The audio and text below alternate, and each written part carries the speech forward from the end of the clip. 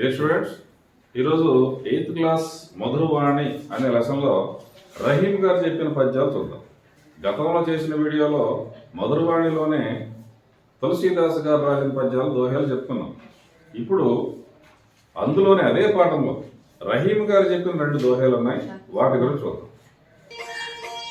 रूठे सुजन मनाइए जो रूठे सोबा,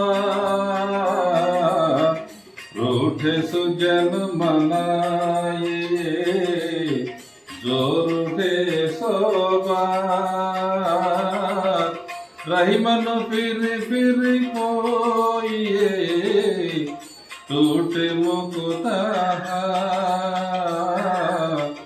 टूटे मुक्ताहार. రూఠే సుజన మనాయి. రూఠే అంటే రూటున అంటే కోపం తెచ్చుకోవడం, అలకటం. రూఠే సుజన్, కోపం తెచ్చుకున్న సుజన్ ఎవరైనా ఒక మంచి వ్యక్తి, మన తల్లిదండ్రులు కావచ్చు, ఎవరైనా ఒక పెద్ద వ్యక్తి కావచ్చు, ఒక మంచి మనిషి కోపం తెచ్చుకున్నప్పుడు మనాయే,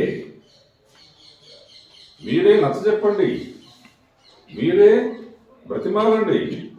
మనానా అంటే ఇంకా మన బ్రతిమాలకోవడం. కోపం తెచ్చుకుంటే ఏమనుకోపాకండి, ఈ ఒకసారికి క్షమించండి, ఈసారి జరగదులే, మీరు కాకపోతే ఇంకెవరండి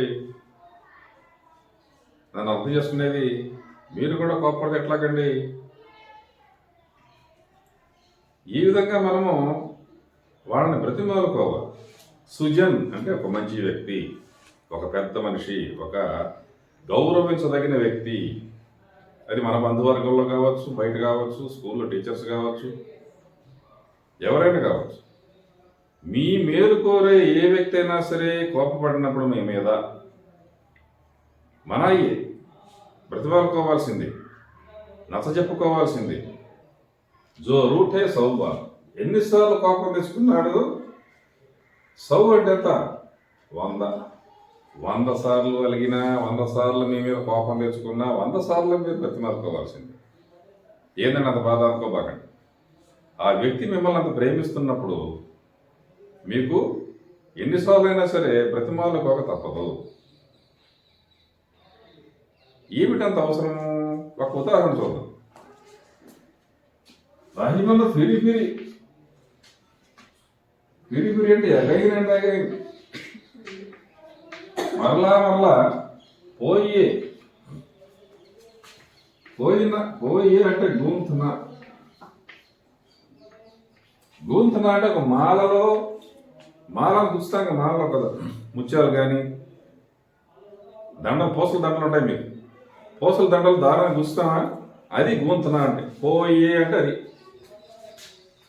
మరలా మరలా మీరు గుచ్చుతారు కదా, ఏమిటి? టూటే ముక్తా హా, ముక్త,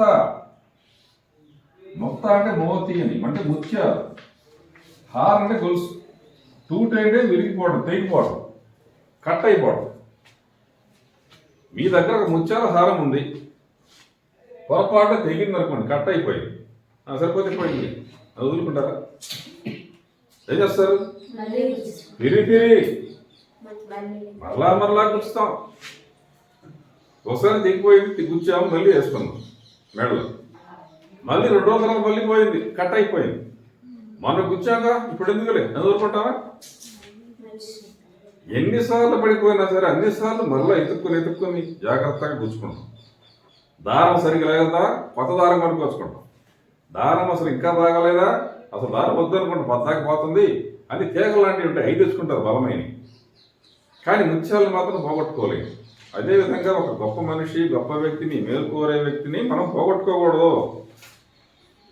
ఎన్నిసార్లు కోపపడినా అదేవిధంగా ఏ విధంగా అయితే ముత్యాలను మనము ఎన్నిసార్లు అయినా సరే తీసుకుని మరలా మరలా గుచ్చుకుంటున్నామో, అదేవిధంగా ఒక గొప్ప వ్యక్తి 100 సార్లు కోపపడినా సరే మీ మీద,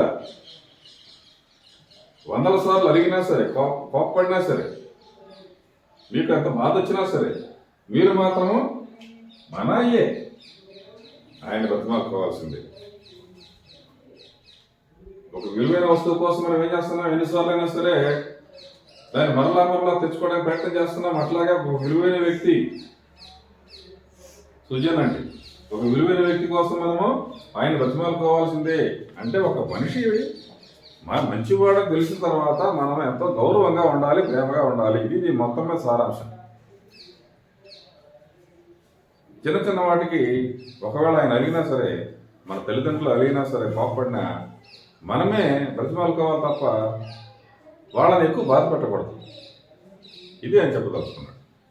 నెక్స్ట్ చూద్దాం.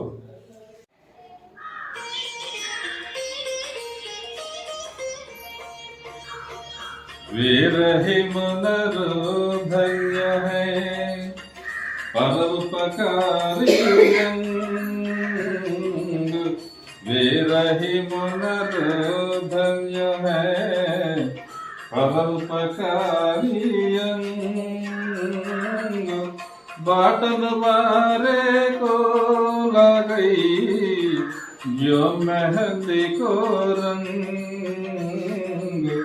जो मेहंदी को रंग। वे नर धन्य है. ఈ రహి అనుకోండి, వే నర్ ధన్య है. ఆ మనుషులు, నర అంటే మనుషులు, ఆ వ్యక్తులు ధన్యులు. ఏ వ్యక్తులు ధన్యులు? ఏ వ్యక్తులు ధన్యులు అంటే ఏంటి? గొప్పవాళ్ళని. ఆ మనుషులు ధన్యులు, ఆ మనుషులు గొప్పవాళ్ళు. ఎవరు? పరోపకారి అంగ. పరోపకారి అని పరోపకారి అంగ, పరోపకారి మనుషులు, పరోపకారులైన వ్యక్తులు. ఇప్పుడు నేను నీకు ఉపకారం చేశాను అనుకోండి, నేను నీకు డబ్బులు ఇచ్చాను, ఏదైనా సహాయం, మీరు సహాయం అడిగారు, నేను చేశాను. అప్పుడు లాభం ఎవరికి? మీకే కదా. మీకు అవసరమైంది, డబ్బులు ఇచ్చాను, మీకు లాభం.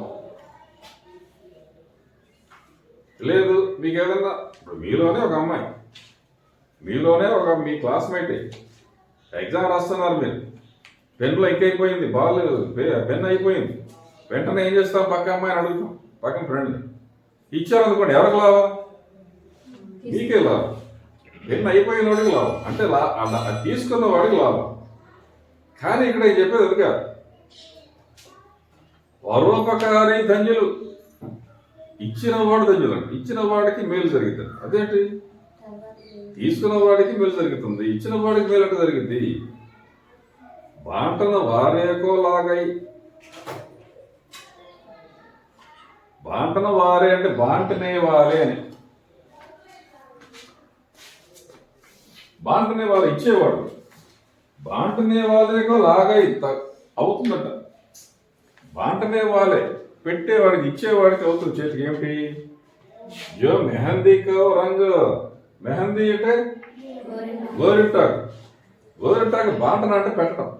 గోరింటాకు మిక్సీ చేసేసి నీకు మీ అమ్మ పెడుతుంది అనుకోండి చేతులకి. పెట్టినప్పుడు బాంటనే వాళ్ళే, పెట్టే వాళ్ళకు కూడా చేయి పండుతుందా? ఇదంతా అనుభవం, ఆయన చూసిన అనుభవం. వీళ్ళకి కూడా పండుతుందో, వీళ్ళు పెట్టుకోవట్లా, నీకు పెడుతున్నారు కానీ వీళ్ళకి పండి, వీళ్ళకి కూడా పండి.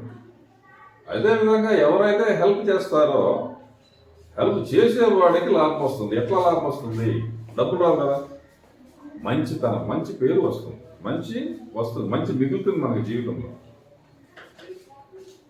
దేవుడు చూస్తుంటాడు, మీరు చేసే మేలు దేవుడు చూస్తుంటాడు. అట్లా మేలు జరిగింది మీకు అప్పటికప్పుడు ఏదైనా డబ్బులు రావచ్చు, గోరింటాకు మీరంతా మీరు పెట్టుకోవచ్చు. కానీ పెట్టేవాడికి కూడా ఎట్లాగైతే పండిందో అట్లాగే మీకు సహాయం చేసేవాడికి కూడా, మీరు ఎవరికైనా సహాయం చేస్తే మీకు కూడా దేవుడు చూస్తుంటాడు. దేవుడు అక్కడ మేలు చేస్తాడు మీకు. ఇప్పుడు కనపడకపోవచ్చు, అది అని చెప్తున్నాడు. అందుకని వేరున్నారు ధన్యం. వారు ధన్యులు, వారు గొప్పవారు. ఎవరైతే సహాయం చేస్తారో వారికి కూడా ఉపయోగం ఉంటుంది. ఏ విధంగా అయితే గోరింటాకు పెట్టేవాడికి కూడా పండుతుందో ఆ విధంగా సహాయం చేసేవాడికి కూడా మేలు జరుగుతుంది. ఇది అని చెప్పాడు. ఈ విధంగా మనం పద్యాలు చాలా డీప్గా ఆలోచించాలి. కనపడేదాన్ని కాకుండా అందులో చాలా గొప్ప విశేషం ఉంటుంది. దీన్ని మనం గుర్తించాలి. నెక్స్ట్ వీడియో మళ్ళీ కలుద్దాం. Thank you.